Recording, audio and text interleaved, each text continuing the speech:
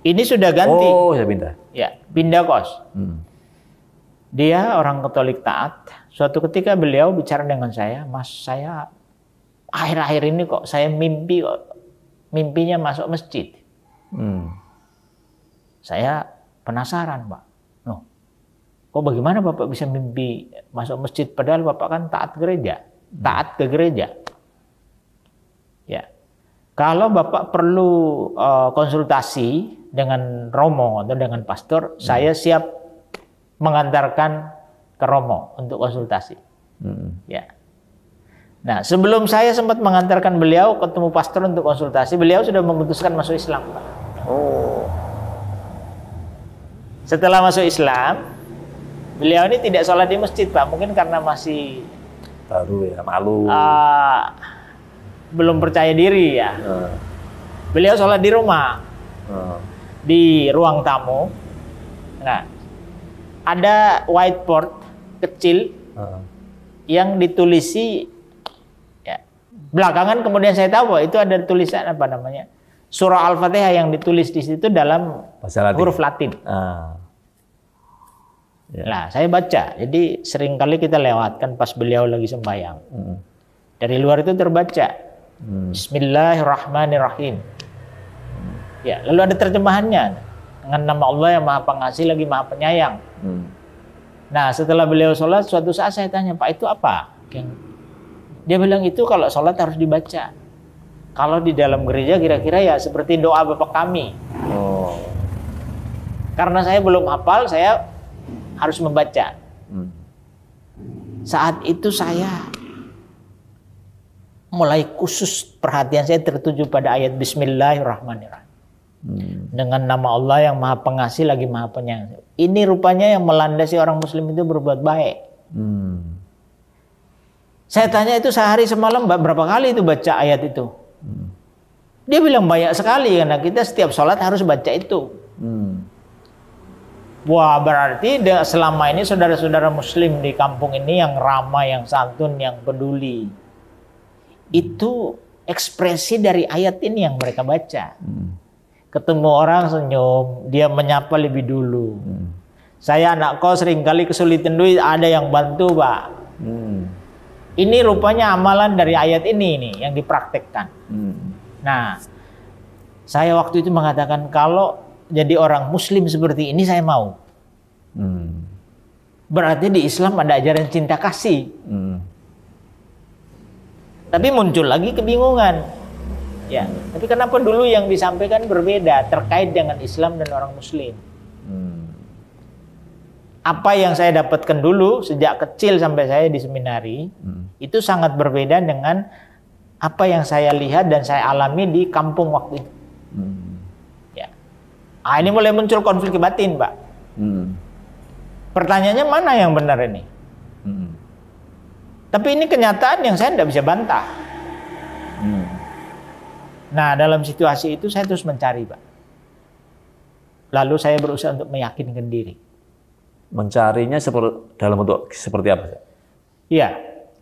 Jadi memberi kesempatan kepada diri sendiri, apakah ini layak saya yakini, atau hanya pesan pengalaman, kesan yang sifatnya sementara. Kalau sementara nanti suatu ketika bisa hilang, bisa berlalu, Pak. Jadi saya semacam menguji diri saya sendiri. Nah, ternyata semakin saya berusaha untuk mengabaikan, itu makin menusuk, makin menohok, gitu, Pak. Makin terngiang. Semua kebaikan yang saya dapatkan, yang saya alami dari orang-orang Muslim di kampung. Ya, di puncaknya tahun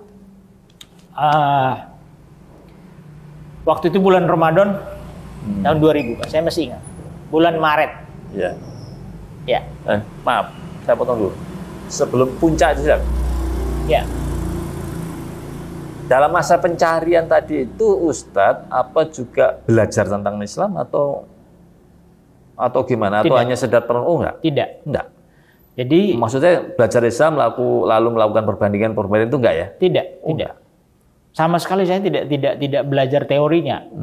Jadi saya hanya ingin memberi waktu yang leluasa kepada diri sendiri atas pengalaman yang saya alami. Ini benar atau tidak. Ya, lebih kepada mungkin kontemplasi atau perenungan. Kontemplasi, gitu ya? Tepatnya itu Pak. Itu yang saya lakukan. Nah, saya terbiasa. Berapa lama, Ustaz? Ya. Berapa lama itu? Oh, itu sejak tahun, jadi mulai 97 sampai dengan 2000 bayangin. Masa pencarian itu ya? Masa pencarian itu.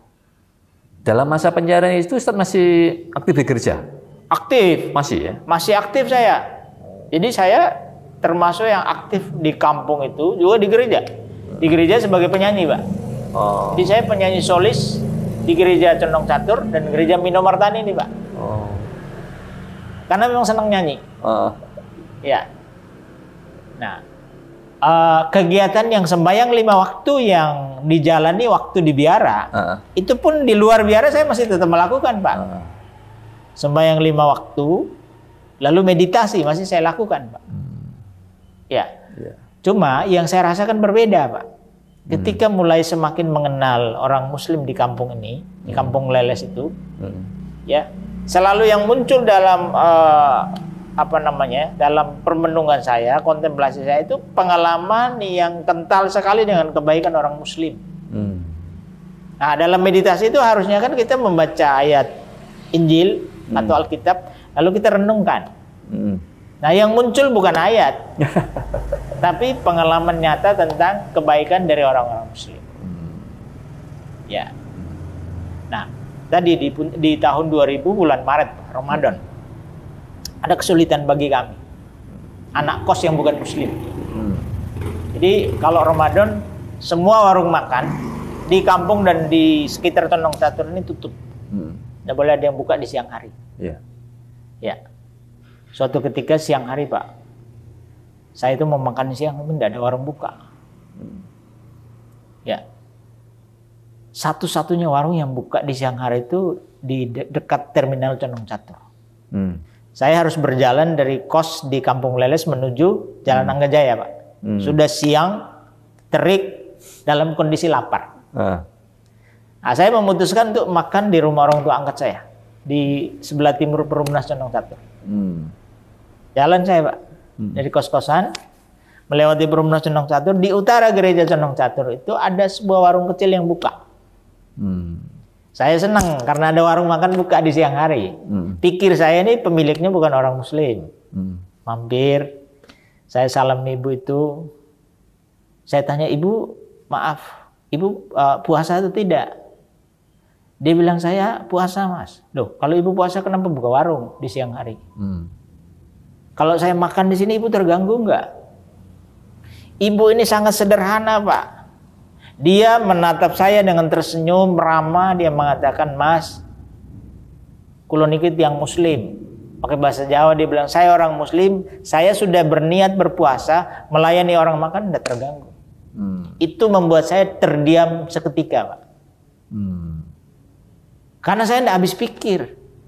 Di logika saya itu agak susah menerima, Pak. Bagaimana orang dalam kondisi puasa, dia melayani orang makan, melihat orang makan, tapi tidak terganggu.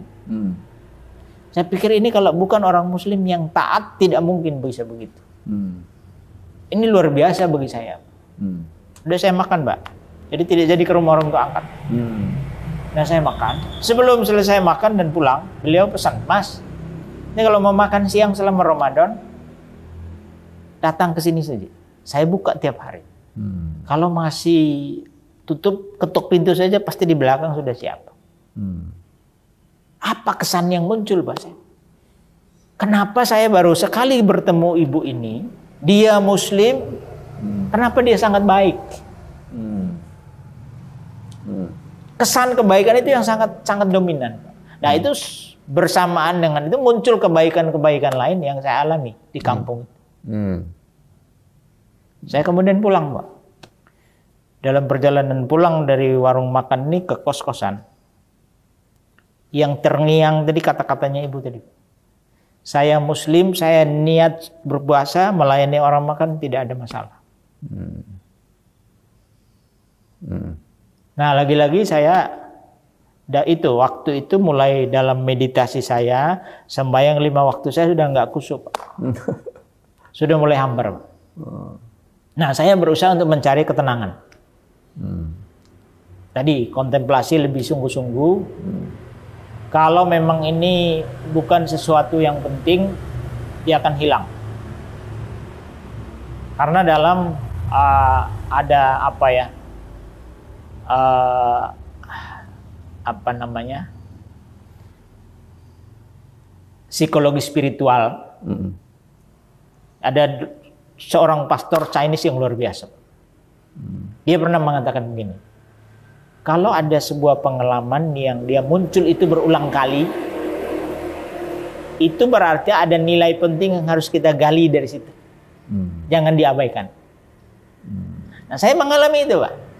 Kenapa pengalaman kebaikan dari orang-orang Muslim itu selalu muncul berulang kali? Setiap saya meditasi, saya sembahyang 5 waktu, enggak bisa. Tidak bisa hilang itu. Nah, saat itu saya mulai benar-benar goyah, Pak. Ketika ketemu dengan ibu yang punya warung makan dengan kata-kata tadi. Jadi saya mulai perlahan-lahan mengurangi kegiatan saya di gereja. Latihan kor, pendalaman iman, dan macam-macam itu di gereja. Saya pergi ke gereja tidak hanya di Condong Catur atau Minimarket, tapi di Kota Baru, Pak. Di sana terkenal ada seorang pastor yang khotbahnya bagus. Mungkin saya bisa mengalami pencerahan di sana kan. Harapan saya pengalaman-pengalaman dari kebaikan orang Muslim ini bisa hilang, Pak. Ya, tapi ternyata tidak bisa. Jadi semakin saya berusaha mengabaikan, itu buat saya makin terusik. Nah, kemudian saya waktu itu merasa bahwa saya sangat membutuhkan seseorang yang saya bisa curhat. Saya ingin ceritakan semua pengalaman kebaikan tentang Islam, tentang orang Muslim ini kepada orang yang saya kenal. Saya ke rumah bapak angkat saya. Ketemu bapak ibu angkat, saya Muslim? cerita. Bukan. Katolik taat. Tokoh beliau, Pak. Saya cerita, belum selesai cerita, ketika mendengar nama Ibu Sarjono yang punya warung makan tadi. Kebetulan dekat rumah beliau dengan rumah ibu yang punya warung makan. Beliau langsung memotong pembicaraan saya. Beliau mengatakan, kamu kan Katolik, kamu punya Yesus. Nanti kalau kamu dekat-dekat, kalau kamu dipengaruhi masuk Islam bagaimana? Saya dengan spontan saya katakan tidak, mereka orang baik. Tidak pernah mempengaruhi saya untuk masuk Islam. Ini pengalaman saya. Tidak pernah mengajak? Tidak sama sekali. Nah, waktu itu saya kemudian nginap di rumah beliau. Saya tidur di situ, saya ditempatkan di ruang khusus yang biasa dipakai untuk tamu. Diminta istirahat di situ. Ya. Nah, yang menarik, Pak, jadi di ruang itu di pojok barat ada patung Bunda Maria. Pojok timur itu ada tumpukan buku-buku yang sudah buku-buku lama, Pak. Pandangan saya tertuju pada sebuah buku kecil yang karena sudah terlalu lama disimpan, Pak. Kertasnya sudah coklat-coklat, covernya hijau, tulisannya itu tuntunan sholat lengkap. Saya baca buku itu sepanjang malam di kamar itu. Besoknya, Pak, pagi, saya minta izin pada bapak ibu saya. Bapak sudah berangkat mengajar di kampus. Beliau guru dosen bahasa Inggris di IKIP Karangmalang dan Sanata Dharma. Ya, saya minta izin, Bu, saya mau pulang dulu ke kos-kosan, saya mau mandi dulu. Ibu bilang, Bapak pesan Arnold tidak boleh keluar dari rumah ini sebelum Bapak pulang mengajar. Saya bilang tidak, Bu, saya hanya keluar sebentar untuk mandi.